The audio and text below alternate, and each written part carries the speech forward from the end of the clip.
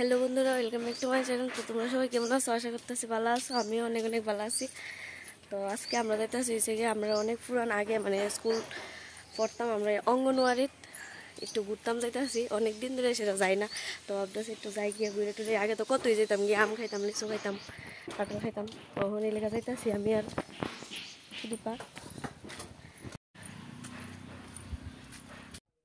আর এদিকে আমরা ফাইনালি আয়া পড়ছি, বেশি দূর না, একটু সামনেই।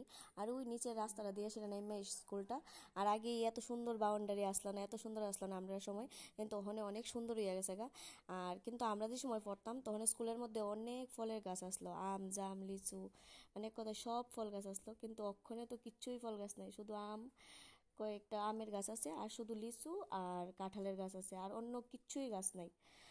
তো আসলে আমরা গেছিলাম হয়েছে গিয়া, আমার আর সুদীপার খুব ইচ্ছা করতেছিল যে কাঁঠাল তরকারি খামো। তার লেগে দেখতাম গেছিলাম যে কাঁঠাল আসেনি, গিয়ে সেটা কাঁঠাল আসে ঠিকই, কিন্তু কাঁঠালটা উফরে। আমরাও যদি আনতাম তাহলে কুই আনলাম হইলে, তো এত উফরে তো আর আমরা পারতাম না, লাগল পাইতাম না। তার লেগে আমরা আর এখান থেকে আনছি কিন্তু অন্যখান থেকে আনছি আর কি, কিনে আনছি। কাঁঠাল গাছ তোমার সামনে কত বড়, এটা হয়েছে গিয়া গোলাপ জাম গাছ। আগে যে সাত সাত ওই গোলাপ জাম ধরছে বে, ওই তো ওই ওই কালা কালা না বে, সবুজ সবুজ। আর রয়েছে লিচু।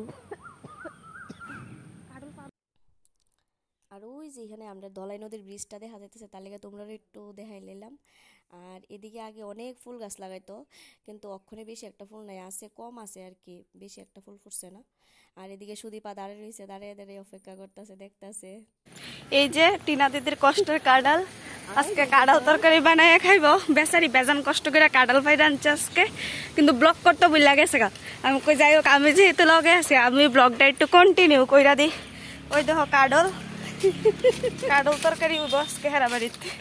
তোমরা জায়গা আমরা না গিয়ে কষ্টের ফল, আমরা ফলই তো কাঁঠাল তো বলোই। এটাই আমরা কুই কুই গেছি, পালোয়ারি গেছি, কত কষ্ট করে গেছি, কত ওই দিকে দেখতে চাও টিনা দিদি কেমনে কাঁঠাল তরকারি বানা। না না আমি না। আর ওখানে রাত্রেবেলা হয়েছে গিয়ে আমরা বানাইতেছি হয়েছে গিয়া ফুচকা। ফুচকার লেগে এই যে শুরু হয়ে গেছে গা তৈয়ারি।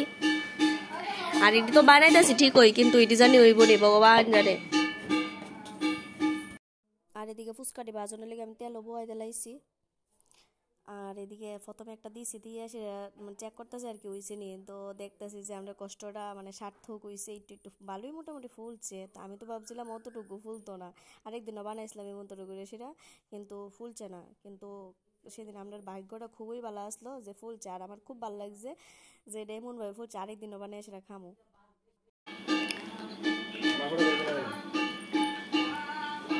আমি ওই জায়গা বাজু নিবেন, আর তারা ওই জায়গা বানা নিবেন।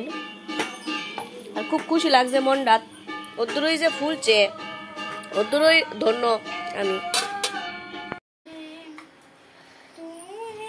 আমরা ওই জায়গা সবচেয়ে বড় সমস্যা এক লগে লেগে গেছে গা, এলেগে আমরা এই মতো করে সেটা আলগা আলগা করে সেটা রাখছি। আর বাজতেছি সুদীপা, আমি বাজছি আর ভালো লাগে না। আইডি নিম কি হইব, আমরা তো বানানি টানানি শেষ হয়েছে, কাটা নিমকি বানাইতেছি।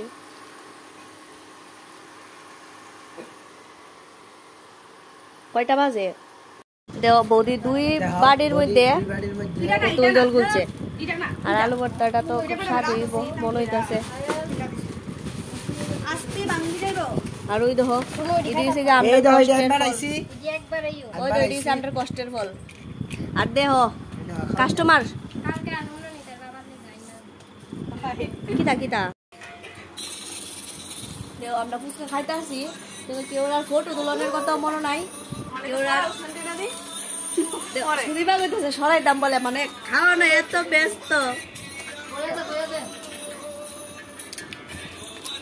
আর এদিকে আমরা ফুচকা খাইতে এত ব্যস্ত আসলাম যে সবাই মিলে যে একটা ফটো উঠুম, এই ফটো উঠার পর্যন্ত সময় আসলো না, এত ব্যস্ত।